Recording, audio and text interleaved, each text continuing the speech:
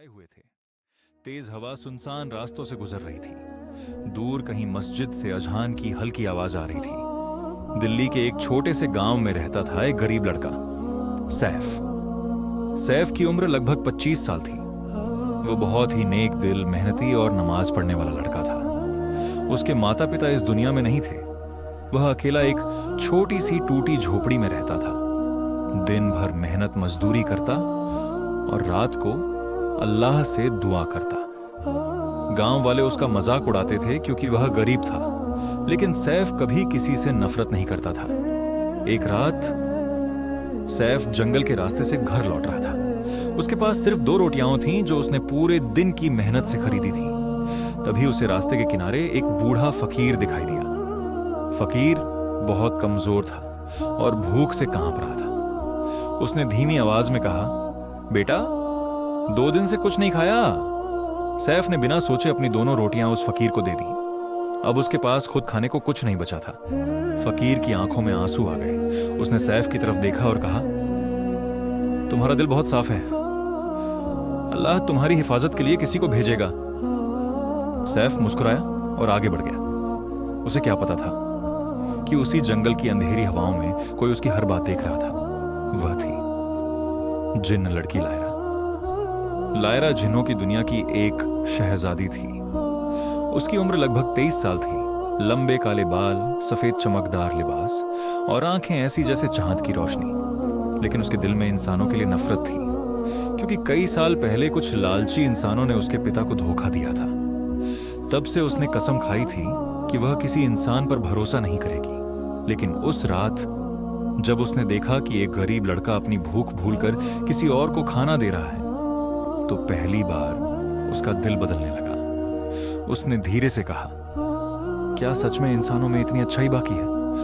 उस रात लायरा दूर से सैफ को देखती रही। अचानक जंगल में कुछ डाकू आ गए।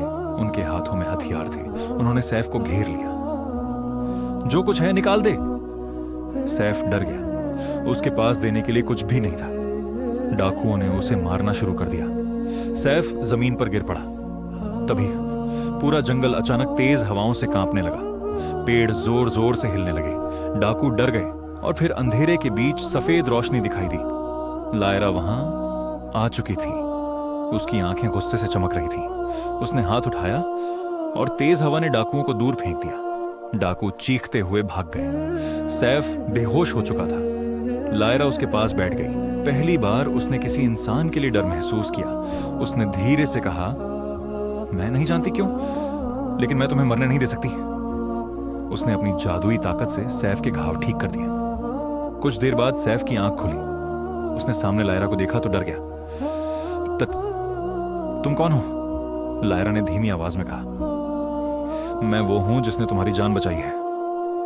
सैफ समझ गया कि वह कोई आम लड़की नहीं है, लेकिन हैरानी की बात यह थी कि उसे डर नहीं लगा। उसने सिर को इतना कहा, अगर तुमने मेरी जान बचाई है तो अल्लाह तुम्हें खुश रखे।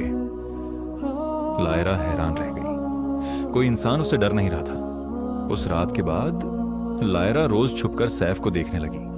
वह देखती कि कैसे सैफ गरीब होने के बावजूद दूसरों की मदद करता है। कभी किसी भूखे को खाना देता, कभी किसी बूढ़े की मदद करता। धीरे धीरे लायरा का दिल सैफ के लिए बदलने लगा। एक रात वह फिर उसके सामने आई। सैफ ने मुस्कुराकर कहा, तुम फिर आ गई। लायरा ने पहली बार हल्का सा मुस्कुराया। दोनों धीरे धीरे दोस्त बन गए। सैफ उसे इंसानों की अच्छाइयों के बारे में बताता और लायरा उसे जिन्नों की दुनिया की बातें सुनाती। लेकिन जिन्नों की दुनिया में इंसानों से दोस्ती करना मना था। जब जिन्न बादशाह को लायरा और सैफ के बारे में पता चला तो वह बहुत गुस्सा हुआ।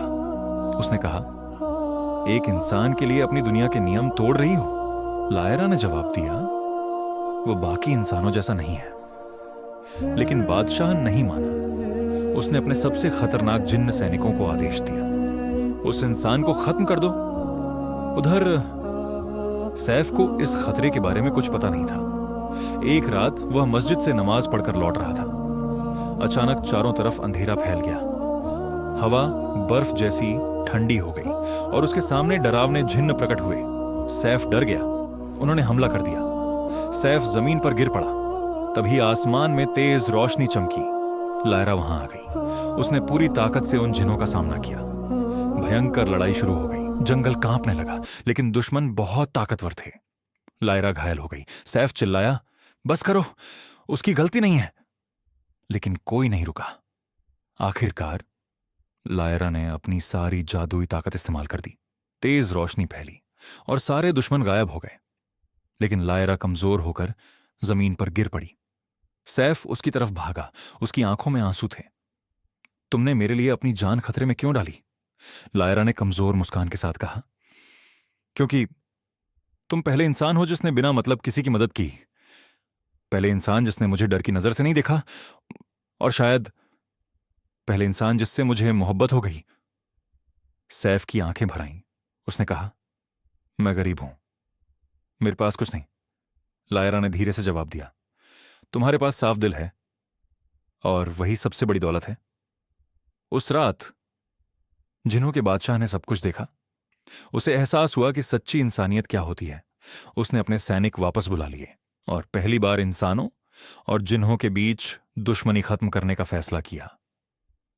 कुछ समय बाद लायरा और सैफ अलग अलग दुनियाओं में रहते हुए भी एक दूसरे की इज्जत और मोहब्बत करते रहे, क्योंकि उनका रिश्ता सिर्फ जादू से नहीं बल्कि सच्चे दिल से जुड़ा था।